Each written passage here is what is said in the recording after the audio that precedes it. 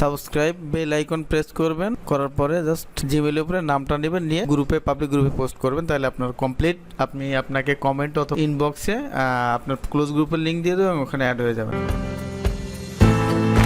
কেমন আছেন সবাই? তো আমি আজকে দেখাবো আপনি কিভাবে ফন্ট, একটা পছন্দ অনুযায়ী ফন্ট ডাউনলোড করে নিলেন, সেটাকে আপনার পিসিতে কিভাবে ইনস্টল করবেন এবং সেটা আপনার সফটওয়্যারে ডিজাইনের ক্ষেত্রে কিভাবে ব্যবহার করবেন।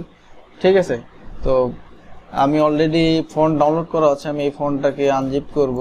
আনজিপ করার পরে ডাউনলোড করলে এইভাবে আনজিপ অবস্থায় থাকে। তো আনজিপ করার পরে আমি এইখান থেকে ফন্টের নামটা কি ছিল আমি এটা কপি করে নেব। এখান থেকে কপি করে নিচ্ছি, নিয়ে আমি এইখানে নামটা কি ছিল, অ্যাক্লোনিকা আমি এখানে গেলাম, গিয়ে এই ফন্টটা আমি জাস্ট এখান থেকে ইনস্টল ক্লিক করলাম।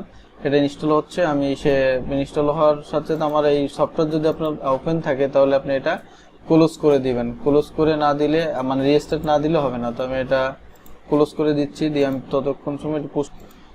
তো সফটওয়্যার ইনস্টল দেওয়ার পরে আমার অলরেডি ফন্টও ইনস্টল করা হয়ে গেছে। এখন আমি এখানে কিছু ডেমো ফন্টও নিয়ে রাখছি। তো আমি এইটা কিভাবে এই আমি যে ফন্টটা ইনস্টল করলাম সেটা কিভাবে এইখানে অ্যাপ্লাই করব। তো এইখানে আমি এই ডেমো ফন্ট আমি ডাবল ক্লিক করে এটা সিলেক্ট করে নিলাম। নেওয়ার পরে আমি জাস্ট এখানে ফন্টের কন্ট্রোল প্যানেলে গিয়ে আমি এখানে ফন্টের নামটা আমার কপি করা আছে, আমি এখানে ক্লিক করলাম। ক্লিক করার পরে এইখানে দেখেন এই অ্যানকোলিকা চলে আসছে, আমার এই সেই ফন্টটা এখানে চলে আসছে। তো আমি যেটা পছন্দ ছিল সেই ফন্টটা কিন্তু অনেক ইজি ওয়েতে ইনস্টল করে আমি সফটওয়্যারটা ওপেন ছিল, আমি ওটা অফ করে মানে রিস্টার্ট দিলাম। দেওয়ার পরে আমি এখন যে কোনো টেক্সট লিখে সেটা আমি আমার সেই ফন্টে অ্যাপ্লাই করতে পারতেছি।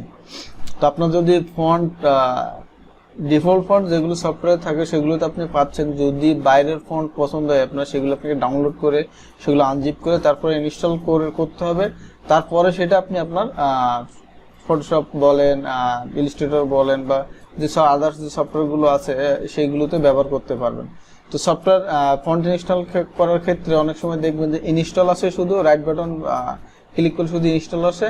আবার অনেক সময় আসে ইনস্টল ইন অল ইউজার। তো ইনস্টল ইন অল ইউজার আসলে অবশ্যই আপনি ইনস্টল ইন অল ইউজারে দিবেন, কারণ আপনার যতগুলো সফটওয়্যার তখন ব্যবহার করবেন সবগুলোতে এই ফন্টগুলো যাতে পান সেটার জন্য।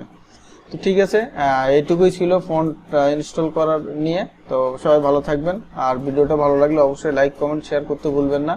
আর যদি আপনার গ্রাফিক্সের বেসিক শিখতে চান মোটামুটি ভালোভাবে, তাহলে আপনার আমার চ্যানেলের প্লে লিস্ট থেকে ইলাস্ট্রেটরের আলাদা সিরিজ টিউটোরিয়াল দেওয়া হচ্ছে 1 by 1, ফটোশপের আলাদা 1 by 1 দেওয়া হচ্ছে, শুধুমাত্র টুলস নিয়ে আলোচনা করা। আর এটা সম্পূর্ণ অ্যাডোবির 100% স্ট্যান্ডার্ড মেনটেন করা। আপনারা যদি আমার ভিডিও দেখেন, তো আমি কোথা থেকে কিভাবে আসছি বা শিখছি, বা আমি কি ডিপ্লোমা কোথা থেকে করছি, এবং আমি কিভাবে ডিপ্লোমার আমাদের এগুলো ছিল মডিউল ছিল, তো সেটা জানতে পারবেন। আর আশা করি এখান থেকে শিখলে ভালো কিছু বেসিকটা আপনার অনেক সুন্দর হবে অন্য আদার্স জায়গা থেকে।